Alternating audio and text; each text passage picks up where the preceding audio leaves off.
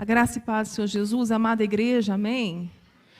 Olha, como é importante para nós, eu e Arison, poder ter esses momentos, né? Para nós que temos, né, trazido aí um testemunho grande, né, dos milagres de Deus, dos feitos de Deus, e principalmente, né, o Evangelho de Cristo Jesus, porque milagre e testemunho não transforma a vida de ninguém, mas edifica a fé, fortalece a fé dos irmãos, confirma que Deus é Deus, continua sendo Deus do impossível, continua sendo Deus de milagres, ainda como no meu caso, Ele não quis curar, na sua soberania, na sua vontade perfeita e boa, agradável, Ele disse não para a cura, ainda que Ele seja um Deus de cura. Amém, igreja?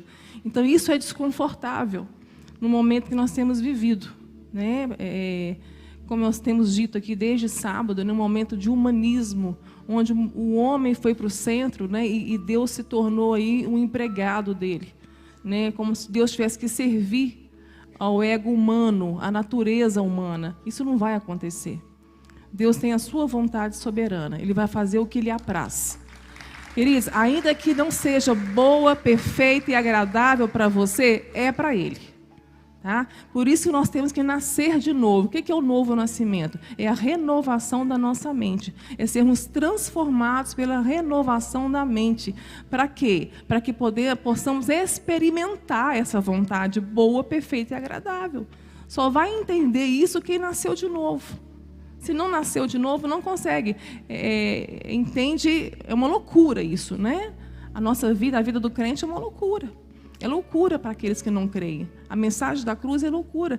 Mas o único que pode transformar, te curar, te libertar, não é testemunho de milagres. É o Evangelho de Cristo. O Evangelho é o poder de Deus.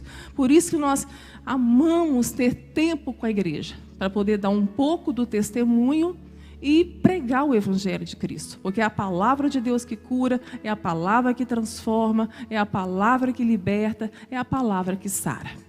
Queridos, vocês cantaram aqui no final com o pastor algo muito sério. Me queima com a brasa de Deus, é isso?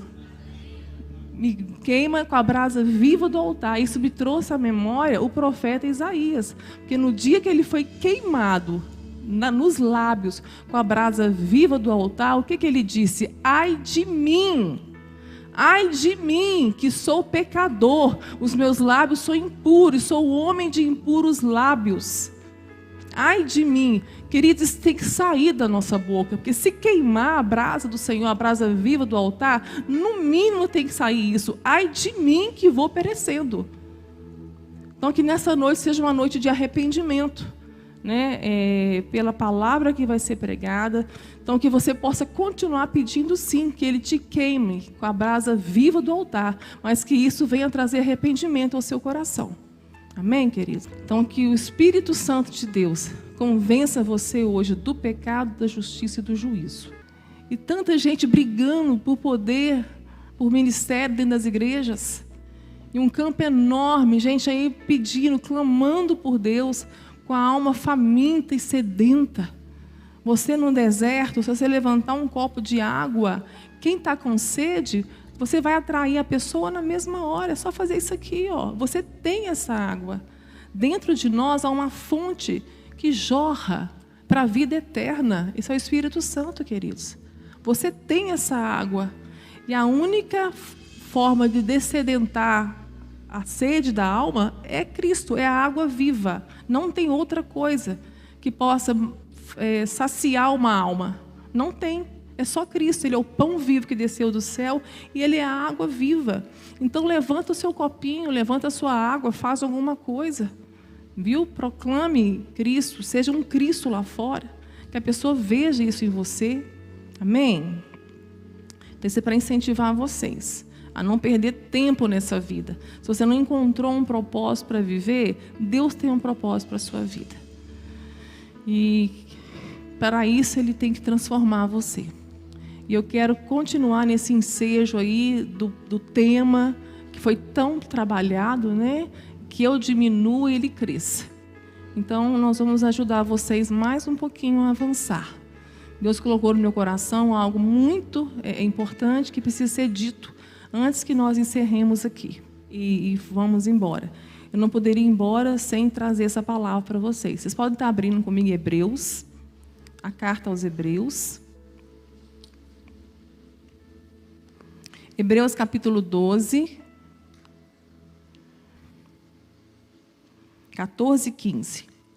Segui a paz com todos e a santificação, sem a qual ninguém verá o Senhor, tendo cuidado de que ninguém se prive da graça de Deus. Presta bastante atenção nisso, queridos. Tendo cuidado de que ninguém se prive da graça de Deus, e de que nenhuma raiz de amargura brotando vos perturbe, e por ela muitos se contaminem. Amém. Amados, para crescer e avançar, não tem como, não há possibilidade nenhuma se tivermos... Há 2 pecados gravíssimos que nos impedem de avançar e crescer. De acordo com a palavra de Deus, um deles é o pecado oculto, aquele pecado escondido que não é confessado, né? Isso desagrada muito o Espírito Santo. E o outro pecado, que é gravíssimo, é a amargura da alma. Tem muita gente aí que não tem doença física, mas está tão doente por dentro por causa da amargura, do ressentimento, né, do rancor. Isso é gravíssimo. A amargura é muito grave. Ela é tão grave, o diabo ele usa a Bíblia contra nós. Viu? Aqui está dizendo, cuidado, para que ninguém se prive da graça de Deus. A amargura nos exclui da graça de Deus. Pensa na gravidade disso. Porque é impossível viver sem a graça de Deus. A graça de Deus que nos sustenta, é a graça que nos salvou. A mesma graça que nos salvou vai nos santificar. A mesma graça vai continuar fazendo a obra.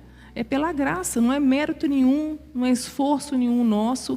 Mas há uma coisa que o diabo usa muito isso aí, porque as pessoas não têm noção do como é grave. Enquanto a igreja não tiver noção, enquanto você não tem a noção, o que é, quão grave é estar privado da graça de Deus, se você não perdoa, Deus não te perdoa.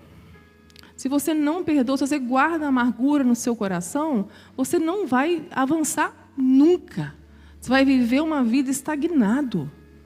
Estagnado. Porque o perdão para o cristão não é uma opção, queridos. É uma ordem. E tudo que vem na Bíblia, tudo que vem na palavra de Deus como uma ordenança, junto com essa ordenança, Deus nos dá a capacitação de obedecer. Porque sem essa capacitação que só o Espírito Santo e a graça pode nos dar, não tem como obedecer, não tem como amar o nosso inimigo, não tem como dar outra face. Né? A graça de Deus nos capacita a apanhar 2 vezes. Apanhar uma e virar a outra face ainda.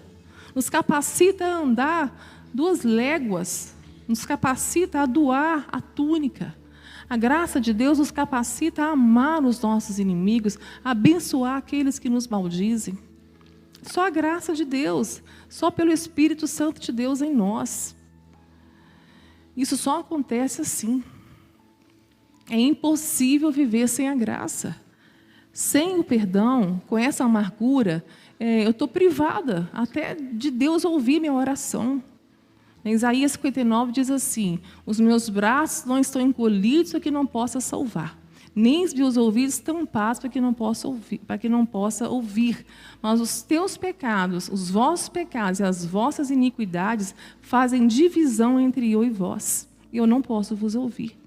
Queridos, é tão sério. Aqui em 1 Pedro diz para os homens: igualmente vós, maridos, coabitai com sua esposa com entendimento, dando honra à mulher como o vaso mais fraco, como sendo vós os seus coherdeiros da graça da vida, para que não sejam impedidas as vossas orações. Tem uma ordem muito explícita na palavra de Deus para que os maridos não venham maltratar as suas esposas. Isso traz amargura no coração. Esposa, perdoe. Quanto antes você perdoar, mais livre será sua caminhada com Deus. E marido, presta atenção. As suas orações estão interrompidas. Deus não está ouvindo se você não tratar a sua esposa como Deus quer que você a trate. Né? Jesus deu a vida dele pela noiva, pela igreja, que você ame a sua esposa com este amor. Peça a Deus para que você ame a sua esposa com este amor. Peça a Deus que você seja o marido que Deus tem para ela. E você, esposa, peça a Deus para que você seja a esposa que Deus tem para ele. Né? Para que essa família seja curada, seja sarada. Nós vivemos num campo minado, queridos. Em todo tempo nós somos tentados a guardar a amargura do nosso coração. E com isso a nossa vida vai virando um ciclo vicioso. Então não adianta fazer campanha, não adianta fazer jejum, não adianta dar o seu dinheiro. Deus, ele não passa por cima dos princípios dele para nos abençoar. Ele nos deu uma ordem para perdoar. Se não perdoarmos, estamos privados da graça dele, e isso é gravíssimo. E o texto, o 14 diz assim: segui a paz com todos e a santificação, sem a qual ninguém verá o Senhor. Sabe como que eu entendo, como que eu leio esse versículo? Queridos, alguém pode ser santo sem ter visto o Senhor? Ninguém pode ser santo sem ter visto o Senhor. Só é santo aquele que viu o Senhor. E quem viu o Senhor? Aquele que viu Cristo. Né? Que Cristo está revelado, dele trouxe a revelação de quem Deus é. Então, aquele que é convertido, nasceu de novo, ele viu o Senhor em Cristo. Em Cristo nós vimos ao Senhor. Então, essa santificação vai acontecer na minha vida pela graça. Sem a qual ninguém verá o Senhor. Então, não é eu me santificar na minha religiosidade para ver o Senhor. Isso não vai acontecer. A gente entende assim, né? Sem a santificação, ninguém verá o Senhor. Aí o religioso vai e se santifica através do serviço, dos ritos, né? Tentando agradar a Deus com os seus esforços. Não, queridos, essa não é a santificação que Deus está falando aqui. Sem a santificação ninguém verá o Senhor. Aquele que se converteu a Cristo viu o Senhor. Viu o Senhor em Cristo, no Filho do Homem, na pessoa de Cristo, que está revelado a nós a palavra. Então, sem santificação, na minha vida, ninguém verá a Deus. Na minha vida, na presença do Senhor, tem que ter santidade, para que o mundo veja a Deus. O mundo só pode ver a Deus em nós, através da nossa santificação. Essa santificação é sobre nós. É sobre Cristo em você. Sem ela, ninguém verá a Deus. Somos nós que temos que manifestar o reino dele, manifestar a glória dele neste mundo. Nós somos a luz do mundo, brilha em nós essa luz, queridos. Nós somos o sal da terra, nós somos a luz deste mundo. Precisamos realmente viver como tais, como fomos chamados para ser. Se purifica. Nós estamos tratando aqui, desde sábado, da ferida, a ferida mais grave. Que feridas são essas que Pedro fala, né, que Jesus morreu, né, foi morto pelas nossas feridas? Isso é o pecado, queridos. Nós somos sarados nas suas pisaduras, nós somos sarados na sua dor, na sua morte. Pelas suas pisaduras nós somos sarados. Importa para Deus curar essa ferida. Que Jeremias clama lá no capítulo 8, dizendo, a Deus através dele, né? Ele foi uma voz profética naquela nação apóstata, cheia de idolatria, cheia de injustiça social, com os órfãos, as viúvas, os pobres, necessitados. E Deus clamou através da boca daquele profeta: estão tratando a ferida do meu povo levianamente, dizendo que há paz, quando não há paz. Não é isso que o evangelho moderno tem feito com a igreja? Distraído a igreja, dizendo paz, quando não há paz. Como haverá paz no pecado, queridos? Não há paz no pecado, não há comunhão com Deus no pecado. Então nós temos que entender que essa ferida é grave, esse é um câncer grave dentro da alma, que precisa ser curado. E precisamos de vez em quando dar nome aos bois, tá? Adultério é pecado. Fornicação é pecado. Mentira é pecado. Inveja é pecado. Fofoca é pecado. Contenda é pecado. E grave. E tantas outras coisas mais, né? Poderíamos citar. Relações homossexuais é pecado. Isso não vai mudar. Já está decretado. Relações heterossexuais fora do contexto padrão bíblico também é pecado. Sonegar impostos é pecado. A amargura é pecado e é grave. É o que nós estamos tratando hoje. Cuidado, para que brotando uma raiz, não precisa ser uma árvore, não. Ela começa com uma raizinha, com uma sementinha, brotando. Cuidado, para que você não fique privado da graça de Deus. Talvez você está privado aí há muitos anos, por causa de uma amargura, algo que você não perdoa. Nós precisamos entender o perdão que nós recebemos e o perdão que temos que dar. E eu gosto muito de uma parábola que Jesus conta aos seus discípulos, lá em Mateus 18, daquele credor incompassivo, né? Daquele rei que vai acertar contas com seus servos. E aquele credor, ele chega diante do rei devendo 10.000 talentos. Essa parábola veio logo após uma pergunta que Pedro faz a Jesus. Até quantas vezes eu tenho que perdoar o meu irmão? Naquele período lá, 7 vezes. Por dia. E Pedro, querendo se mostrar mais religioso, mais devoto do que os outros, acrescentou 70 vezes 7. Aí Jesus, 7 vezes, né? Aí Jesus, não, 70 vezes 7. Ou seja, é um perdão pleno. Imagina você perdoar uma pessoa 70 vezes no mesmo dia. Não é impossível? A pessoa fazer a mesma coisa no mesmo dia várias vezes. Aí ele vai contar uma parábola. E essa parábola, ela é assim, ela é um barulho para nós. Ele vai dizer que aquele servo devia 10.000 talentos. E quando uma família não conseguia pagar a sua dívida, essa família era entregue para o credor como escravos, para trabalhar para eles até que a dívida fosse paga. E 10.000 talentos, queridos, aquele homem foi perdoado, ele clamou, pediu misericórdia àquele rei, e aquele rei compassivo perdoou. Isso fala do nosso Deus, ele está acertando as dívidas ali, isso fala do reino de Deus. Nós vamos chegar, ali o servo chegando diante daquele homem com uma dívida enorme. Aquele homem sai dali perdoado e encontra com um conservo dele que devia para ele 100 denários. E ele não perdoou. Ele pegou aquele homem pelo pescoço, entendeu? E não perdoou aquela dívida. Né? E aquele homem clamou do mesmo jeito por misericórdia, do mesmo jeito que ele fez na presença do rei. E ele não perdoou. Ele encerrou aquele homem na prisão. Só que os servos foram lá e contaram para o rei que aquele servo tinha acabado de fazer com seu conservo. O rei ficou muito irado. Chamou de volta, né, e entregou aquele homem aos verdugos, aos atormentadores. E Jesus termina a parábola dizendo: se vós não perdoardes de todo o seu coração, o meu Pai que está no céu fará o mesmo com vocês.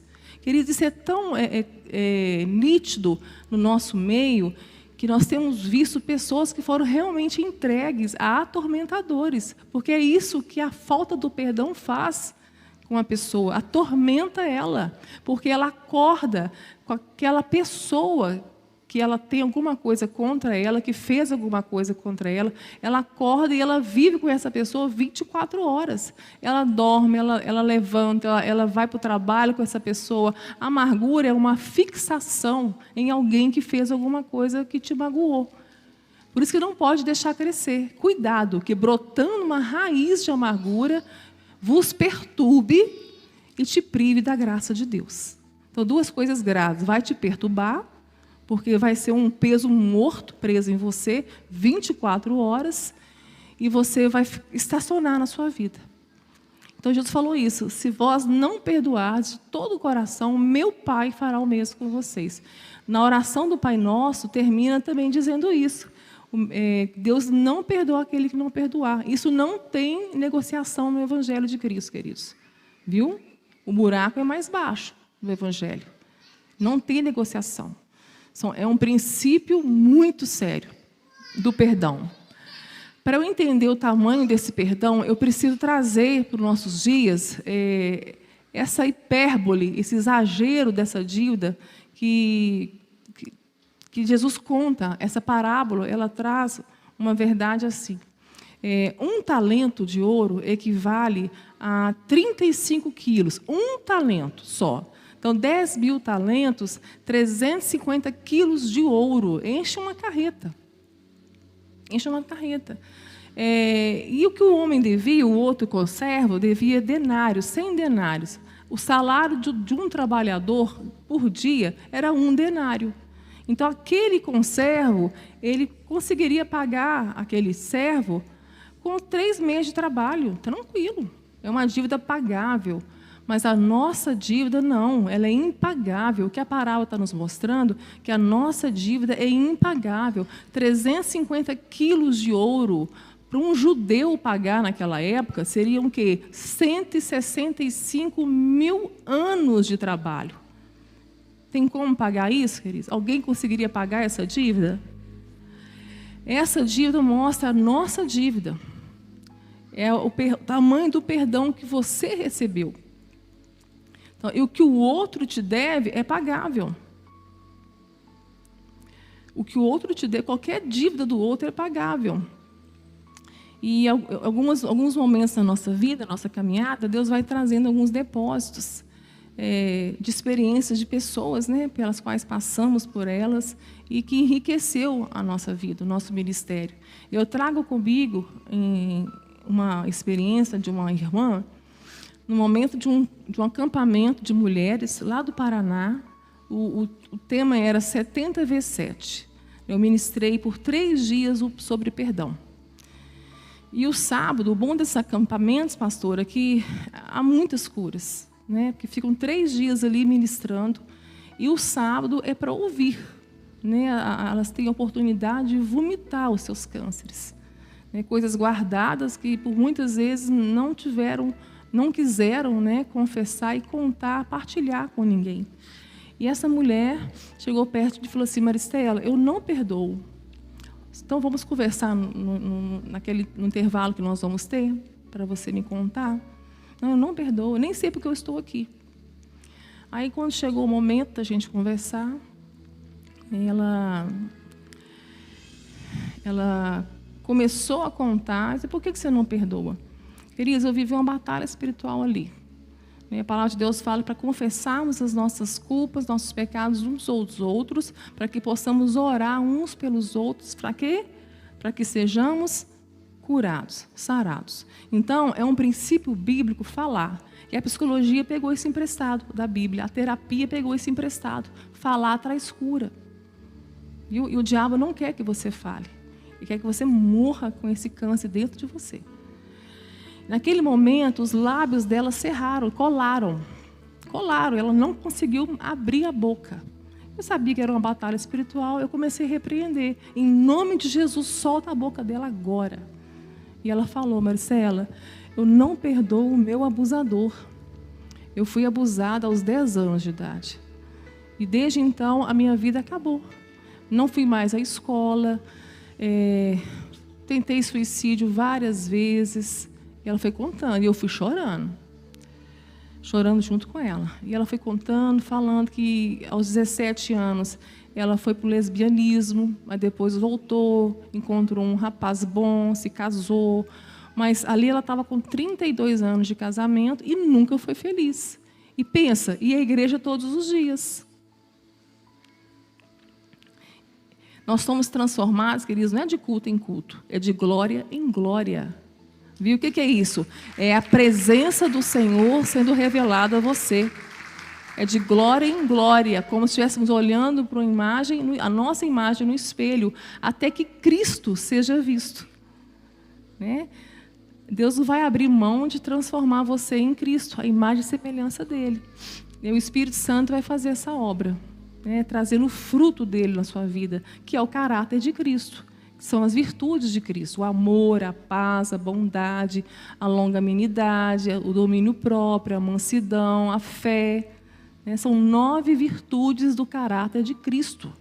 Então, ser cheio do Espírito Santo não é falar em línguas, não é ter uma coleção de milagres para contar. Ser cheio do Espírito Santo não é frequentar todos os cultos, não é ter lido a Bíblia 10, 15, 20 vezes. Ser cheio do Espírito Santo é revelar, manifestar o caráter de Cristo. As virtudes desse fruto, o fruto, tá? Não são os frutos. Os frutos são o que nós vamos dar se formos cheios do Espírito Santo. Aí nós vamos dar muitos frutos.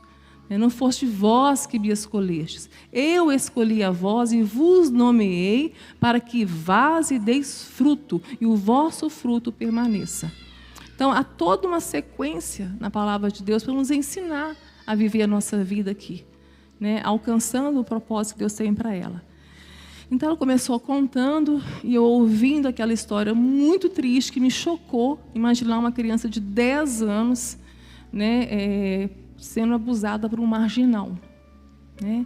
A vida dos pais também acabou ali, e a vida dela também, né? Saiu da igreja, não foi mais à escola, buscou exterminar a vida dela por todos os anos que ela viveu, e mesmo indo à igreja, a vida dela estagnou, ela não avançava, ela não crescia.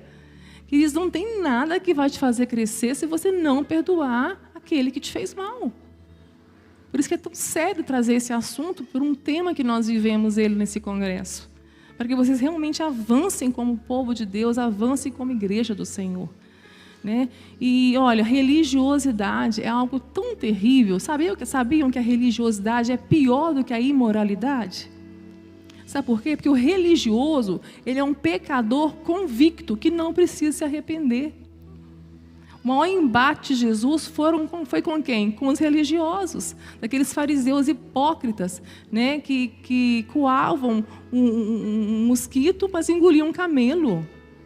Né, hipócritas. Eram sepulcros caiados, né, bonitinho por fora, mas por dentro podre. Religiosidade é um perigo. Cuidado, tem muito crente colocando a sua confiança e a sua segurança na sua devoção, na sua religiosidade. Isso é um perigo. Tem muita gente enganada, achando que Deus não está se importando com o seu pecado. Deus se importa sim. Haverá um tempo que isso vai vir à luz. Você que está ouvindo... Oi? Você pode ter nascido na igreja, querido, crescido na igreja, ter lido todos os livros cristãos que existem, né, batizado nas águas, ser um dizimista fiel, mas ainda assim, se você não se arrepende do seu pecado, você não se rende ao Espírito Santo para ouvir a voz dele, porque é ele que te convence do pecado, viu? Busca o Espírito Santo, como disse aqui de manhã, há uma oração que Deus vai dizer sim para ela. É quando você bater, buscar e pedir, desejar o Espírito Santo. Nós não podemos viver sem o Espírito de Deus. Amém, igreja?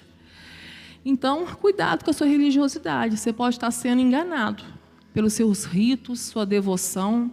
Se sua devoção não está transformando os seus relacionamentos, reveja a sua devoção. Porque a religião sincera, ela é visitar os órfãos, os enfermos, cuidar das viúvas e se afastar da corrupção deste mundo. Essa é a religião verdadeira. É isso que Cristo vai fazer conosco. Nos lavar, nos purificar e nos santificar enquanto estivermos aqui. Nós fomos chamados para sermos santos. Sede santos, porque eu sou santo. Sede santos, porque meu Pai é santo. Sem santificação, ninguém verá o Senhor. Ninguém verá o Senhor na sua vida. E o mundo precisa ver essa santificação na sua vida. Essa separação da corrupção do mundo. Precisamos trazer urgentemente para a nossa vida a cultura do céu. Nós somos cidadãos do céu. Nós não somos dessa terra. Amém, queridos? Qual que é a cultura que você tem vivido? Você pode ter baixado muito o nível do evangelho que você tem vivido. Então, muito cuidado com isso. Se liberte da religiosidade, né? O diabo pode estar aí cercando a sua mente para que você não se arrependa, mas quando o Espírito Santo vem, traz o convencimento, traz o arrependimento junto. Então, se arrependa. E essa irmã, ela continuou falando, e naquele momento eu falei, Senhor, eu não tenho palavra humana, né, para ela. Eu não tenho nenhuma palavra humana. Eu preciso do Teu Espírito Santo agora.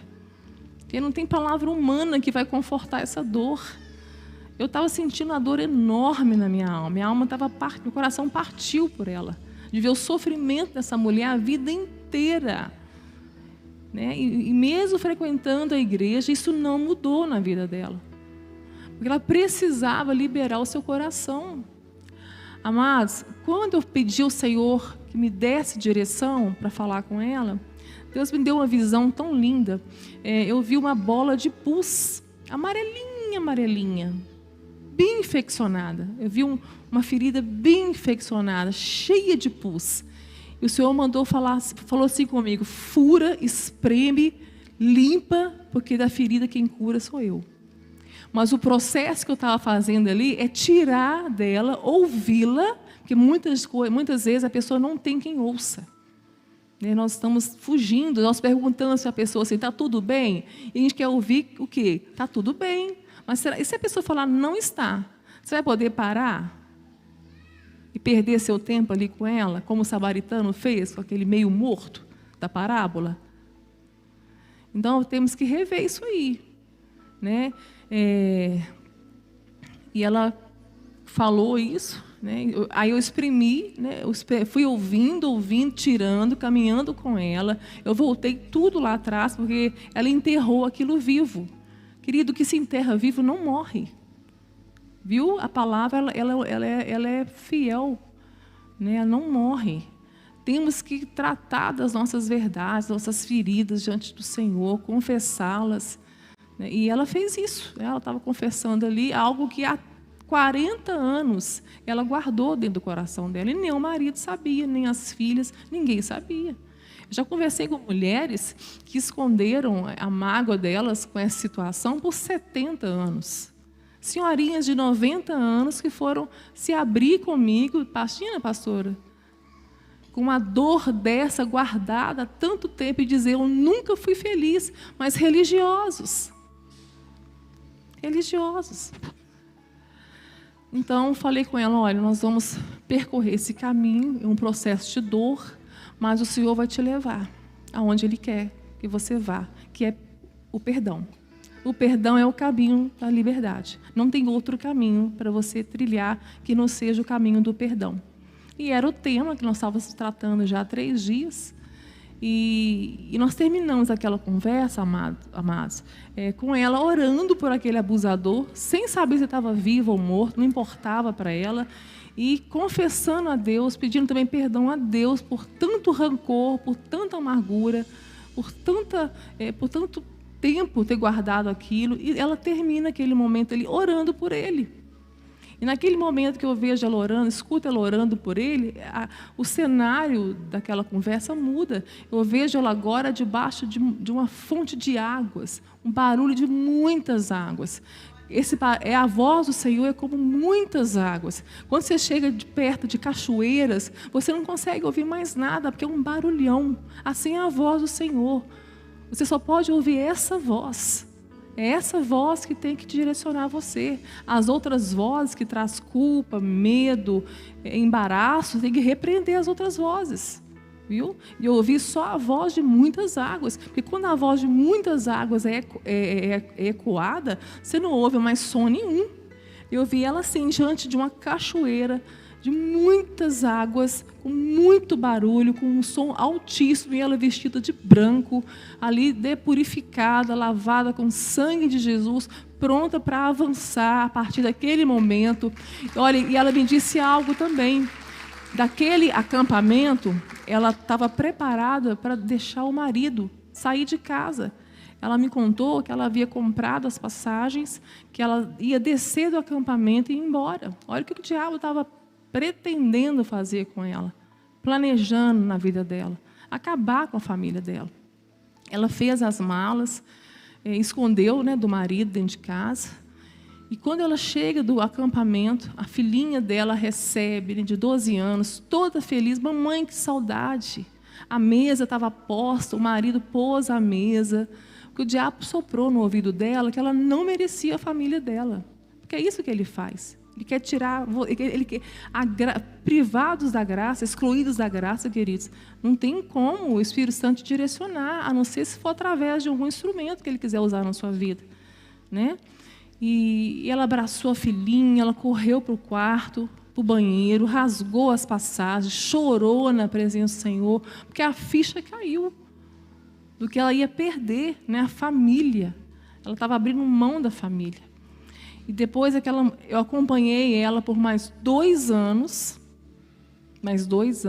Eu fui entendendo por que Deus requereu o meu trabalho, a minha pequena empresa que eu tinha na época, porque 100% eu teria que doar para essas almas. E foi isso que eu fiz. Acompanhei ela por 2 anos. Por quê? Uma dor dessa traz muitas sequelas, né? A ferida foi curada, né? Estava sendo curada, mas haviam sequelas que precisavam ser tratadas. E sozinha ela não ia conseguir percorrer o caminho. Então, eu fui caminhando com ela por 2 anos, todos os dias, conversando, orando, e até que, né, eu fui recebendo boas notícias. O marido havia sido ordenado a pastor, eles haviam sido ordenados a estar à frente de uma igreja, e nós fomos pregar lá na igreja deles, no Paraná. Gente, coisa maravilhosa que Deus faz, né? Ela voltou a estudar, voltou para a escola, com toda essa bagagem, né, que ela tinha vivido, e sabe como que Deus faz com ela? Na dor dela, começou a curar os outros. Imagina, no meio de adolescentes, jovens, totalmente perdidos, sem o Senhor, Deus leva aquela mulher lá naquele lugar, na escola, um ambiente totalmente propício para pregar o Evangelho, né? Adolescentes aí feridos, né? Jovens aí desanimados, né? Vencidos por Satanás, porque não tem a palavra de Deus dentro deles. São fortes, mas não tem a palavra dentro deles. Então, eles não conseguem vencer o maligno. É uma geração que tem sido vencida pelo maligno. E ela volta para a escola, começa a viver experiências ali maravilhosas de cura, né? De cura. E ela começa a ser usada ali como uma oferta, como um Cristo naquele lugar. Ela começa a se doar naquele lugar. E acompanhando, né, a história, que nós somos muito amigas, ela vai formar agora, né, o ensino médio. Olha o tanto que ela avançou, né, com o Espírito Santo de Deus. E é isso, queridos.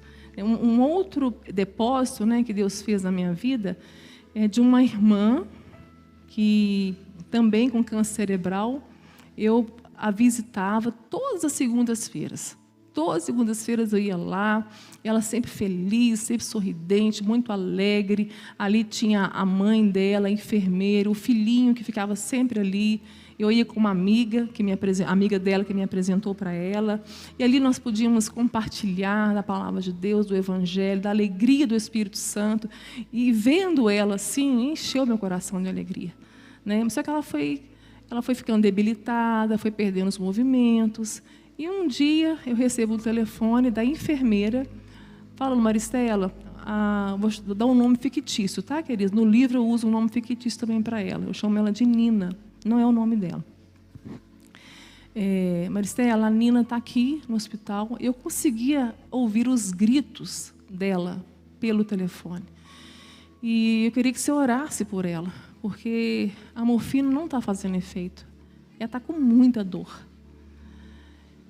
Imagina, eu estando na mesma situação e Deus te coloca numa situação dessa, né? Você vê a dor, né, do outro ali, vivendo no mesmo vale que o seu. E eu comecei a orar por ela ali, né? Eu entrei numa batalha no telefone com ela. E a primeira coisa que eu pedi ao Senhor é que acalmasse a dor para que ela pudesse ouvir o que nós estávamos orando e pedindo a Deus. E durante a oração, ela foi parando de gritar, né? Deus foi operando ali na dor dela, né? Derramando a graça dele ali sobre ela, e ela se acalmou.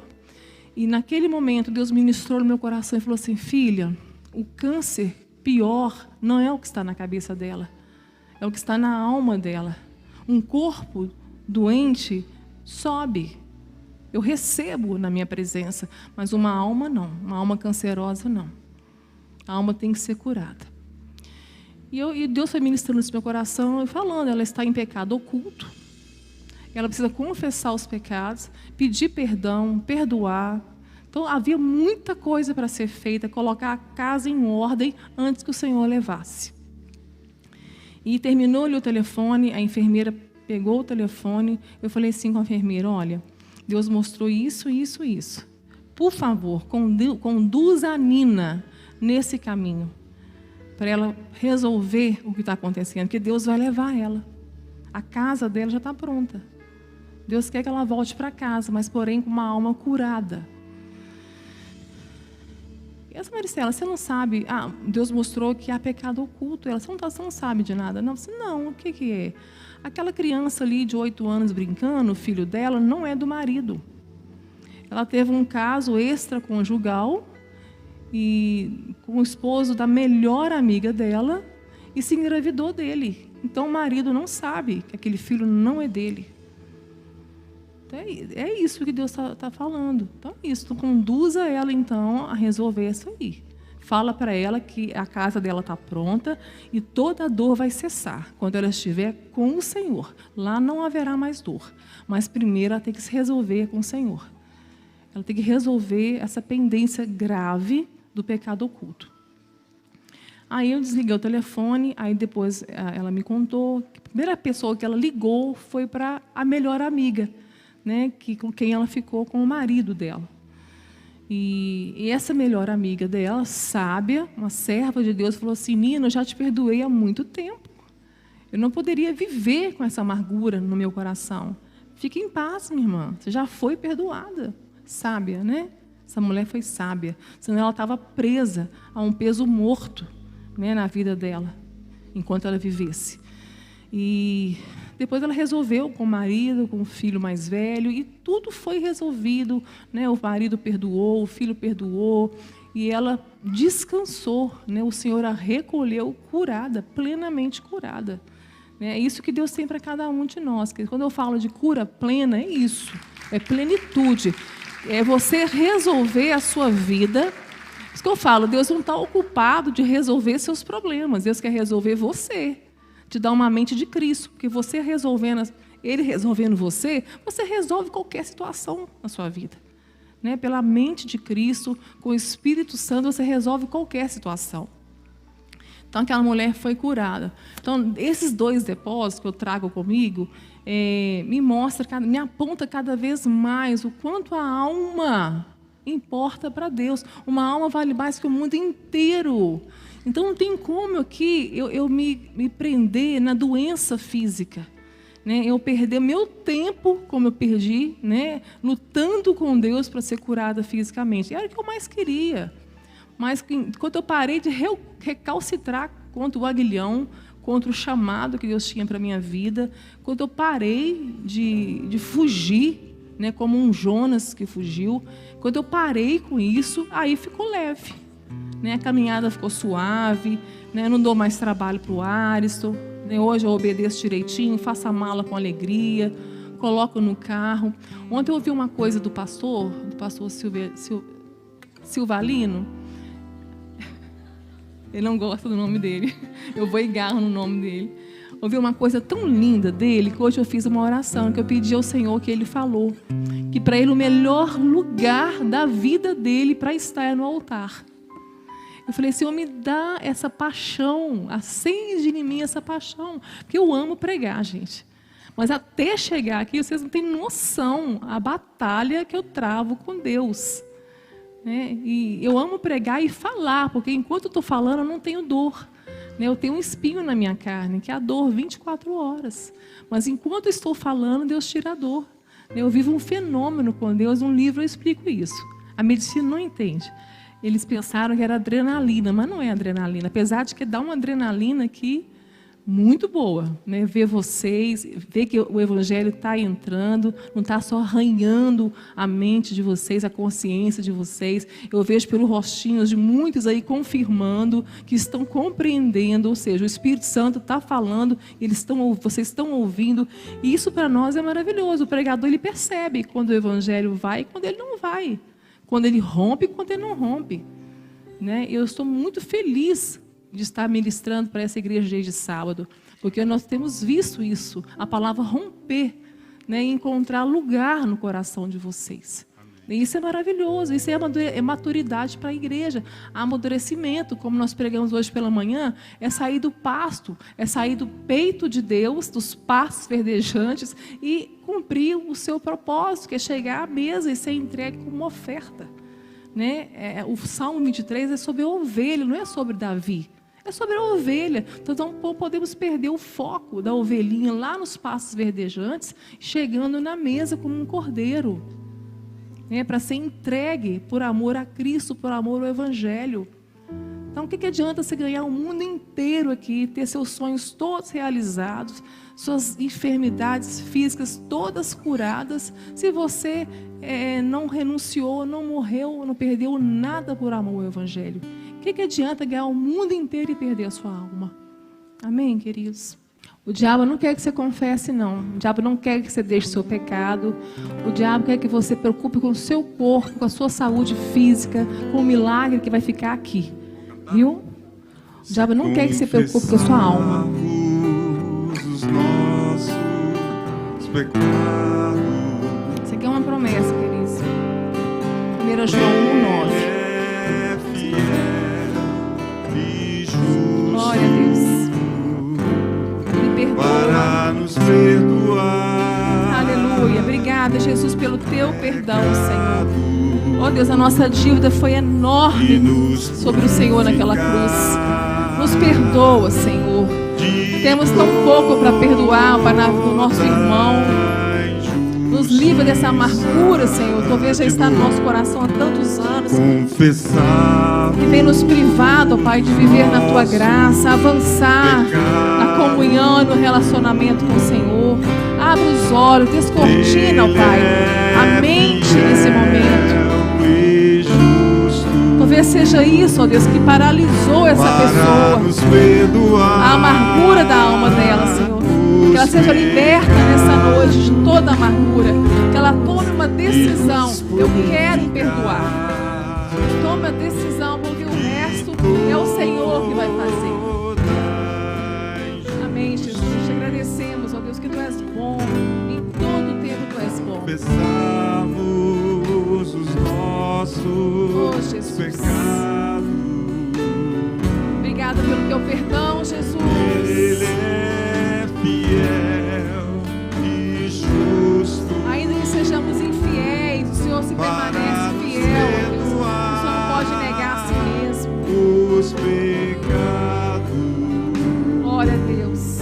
E nos purificar. Ele não só te perdoa, mas Ele te purifica, Ele te limpa. Talvez você está se sentindo sujo pelo pecado. Ele vai te limpar, Ele vai te lavar com o sangue de Jesus. Não há culpa, não há acusação.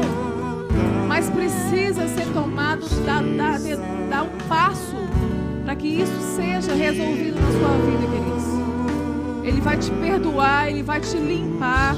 E os seus pecados Ele vai lançar no mar do esquecimento. Ele não vai trazer de volta. Ele não vai lançar no seu rosto nunca mais. Aquilo que Ele já perdoou está perdoado.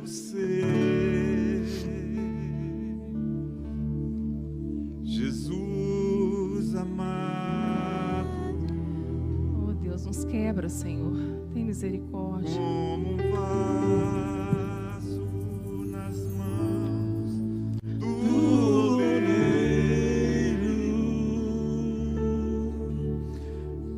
Glória a Deus. Minha vida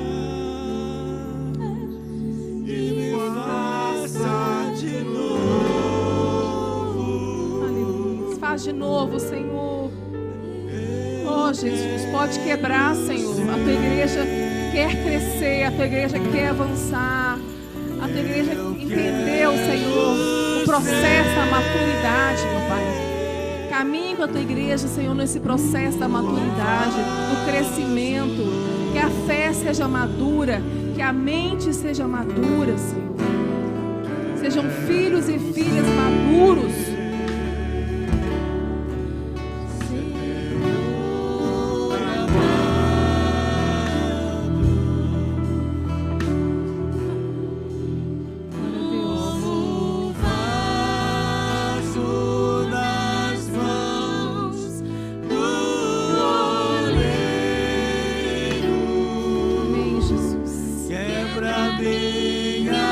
vida e me faça de novo.